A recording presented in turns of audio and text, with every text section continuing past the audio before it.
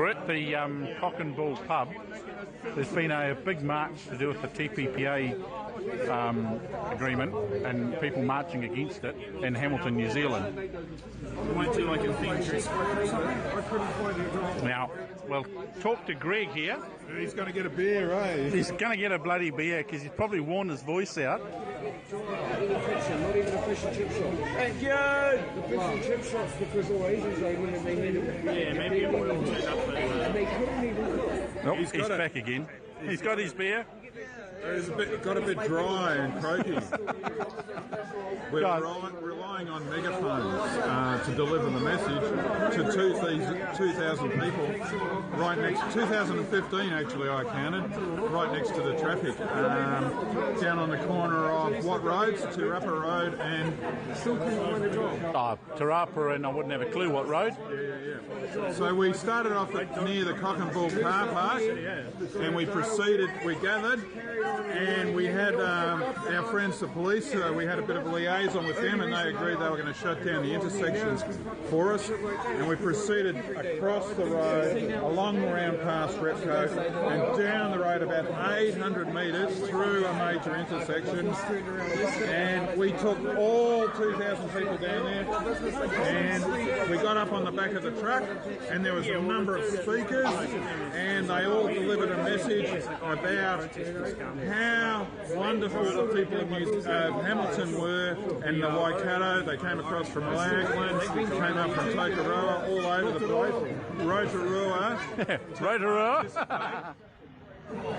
And revitalise the New Zealand democracy, because that's what we're all about. Go democracy. We're about the people driving what government does, and we've worked out what we need to do is focus on policy, and this government is doing the wrong policy, because if they're going to agree to a TPP, it's got to be in our interest. Okay, this is the message. And so there's a number of speakers got up on the back of the truck and shared and curry-rooed, and then we took a democratic decision because the police said that they thought it would be better if our masses went back the same side of the road rather than trying to cross over the busy intersection. Yeah, they were trying to say. And they said, oh, what a disaster that could end up being. And I said to them, look, I'll try my best. And I did, because I got up there, I did really hard, I did. I said, the police have asked us not to, let's go down back on the same side. And the people took a democratic decision, and they said, no, we're going to cross the road. So we did that. He went back. There's my friend Evelyn. And then he came back to New Zealand. And he gets louder. He's allowed for a short little bastard, isn't he?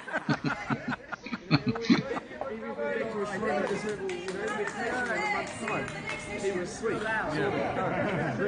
right, I'm having a bit of fun now.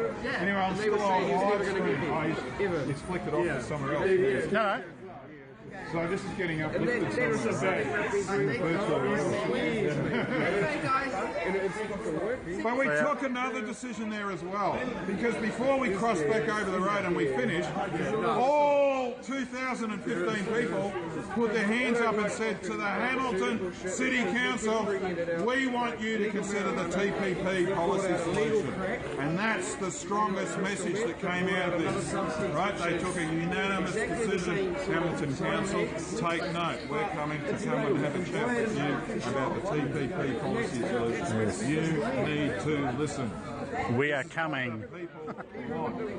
You need to listen, okay? Thank you very much. I mean, we're very friendly and we're to the point, we're courteous, but you need to listen. The people have spoken. Thank you very much.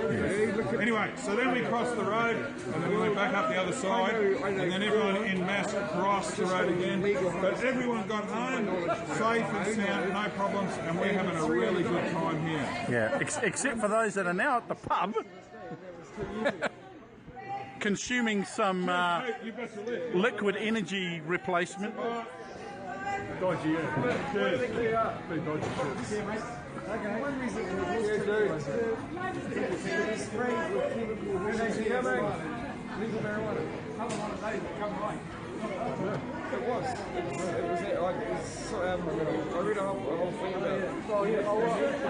I know the guy who, the son of that whole used to take Nancy under the white cable highs and whatnot. He does be drinking everyone out of the zone. And he called it an explain. There's our big time organiser. Guy. Pretty much done nothing else but organise. Got no voice left. He's hoping that beer will replace his voice.